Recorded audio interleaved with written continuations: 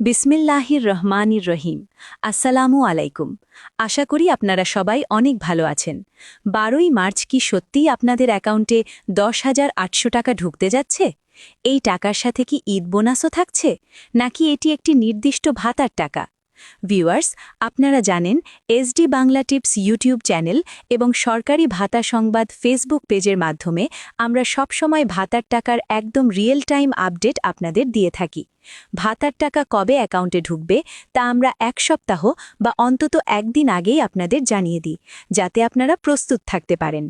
আজকের ভিডিওটি আপনাদের জন্য খুবই গুরুত্বপূর্ণ, তাই না টেনে পুরো ভিডিওটি দেখার অনুরোধ রইল। ভিডিওর মূল বিষয়ে যাওয়ার আগে একটি ছোট্ট অনুরোধ। আপনারা যারা এখনও আমাদের চ্যানেলটি সাবস্ক্রাইব করেননি, তাদের মধ্যে প্রায় 90 থেকে 80% মানুষ নিয়মিত আমাদের ভিডিও দেখেন কিন্তু সাবস্ক্রাইব করেন না। দয়া করে চ্যানেলটি সাবস্ক্রাইব করে বেল আইকনটি বাজিয়ে দিন এবং ফেসবুক পেজটি ফলো করুন। কেন আমরা আগে থেকে আপডেট দিই জানেন? কারণ অনেকেই জানেন না তাদের অ্যাকাউন্ট অনেক দিন লেনদেন না করার কারণে বন্ধ বা ফ্রিজ হয়ে আছে। আমরা আপডেট দেওয়ার পর আপনারা যখন অ্যাকাউন্ট সচল করেন, তখন সমাজ কল্যাণ মন্ত্রণালয় থেকে পাঠানো টাকা আর বাউন্স ব্যাক করে ফিরে যায় না। খুব সহজেই আপনাদের টাকা আপনাদের হাতে পৌঁছে যায়। এবার আসুন মূল কথায়।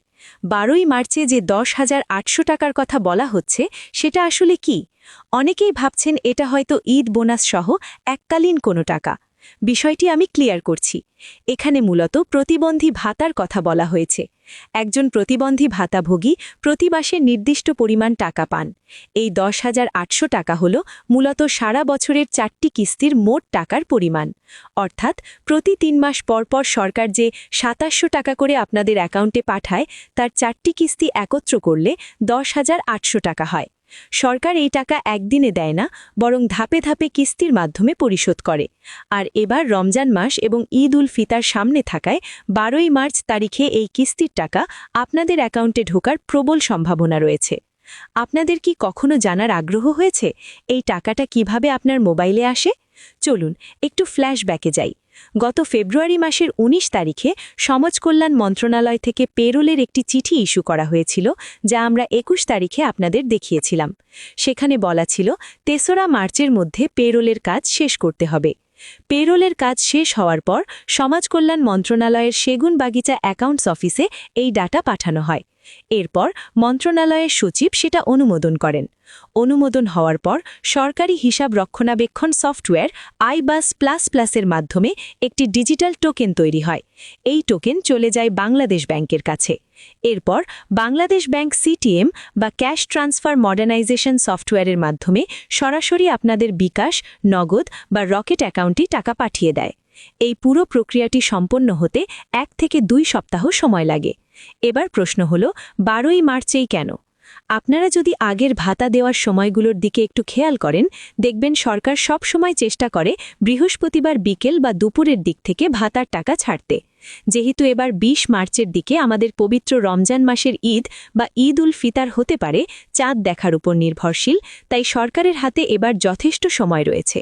অতীতের রেকর্ড অনুযায়ী সময় থাকলে তারা কাজগুলো নিখুঁতভাবে করে এবং বৃহস্পতিবারকে টার্গেট করে। সেই হিসাবে 12ই মার্চ বৃহস্পতিবার আপনাদের অ্যাকাউন্টে ভাতার টাকা ক্রেডিট হওয়ার সর্বোচ্চ সম্ভাবনা রয়েছে। আপনারা আপনাদের মোবাইল ব্যাংকিং অ্যাকাউন্টগুলো চেক করবেন এবং অবশ্যই সচল রাখবেন। ভাতার টাকা আসার এই সময়ে আপনাদের একটি বিষয়ে খুব কড়াভাবে সাবধান করতে চাই। যখনই ভাতার টাকা দেওয়ার সময় ঘনিয়ে আসে, এক শ্রেণীর প্রতারক চক্র সক্রিয় হয়ে ওঠে।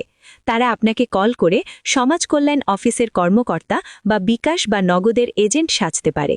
তারা বলতে পারে, আপনার ভাতার টাকা আটকে আছে, মোবাইলে যাওয়া পিন কোড বা ওটিপি দিন। মনে রাখবেন, কোনো সরকারি কর্মকর্তা বা মোবাইল ব্যাংকিং কোম্পানি কখনোই আপনার পিন বা ওটিপি চাইবে না। এই কোড দিলেই আপনার অ্যাকাউন্টের সব টাকা তারা চুরি করে নেবে।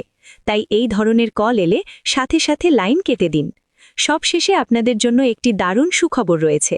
সরকার কিন্তু আপনাদের ভাতার টাকা বাড়ানোর বিষয়ে একটি বড় সিদ্ধান্ত নিয়েছে। কোন ভাতার টাকা কত বাড়ছে সেটা নিয়ে আমি আমার পরবর্তী ভিডিওতে বিস্তারিত প্রমাণ সহ আলোচনা করব। সেই সুখবরটি মিস করতে না চাইলে এখনই চ্যানেলটি সাবস্ক্রাইব করে রাখুন এবং ভিডিওটিতে একটি লাইক দিন। আপনাদের কোনো প্রশ্ন থাকলে কমেন্ট বক্সে অবশ্যই জানাবেন। ভালো থাকবেন, সুস্থ থাকবেন এবং নিরাপদে থাকবেন। আল্লাহ হাফেজ।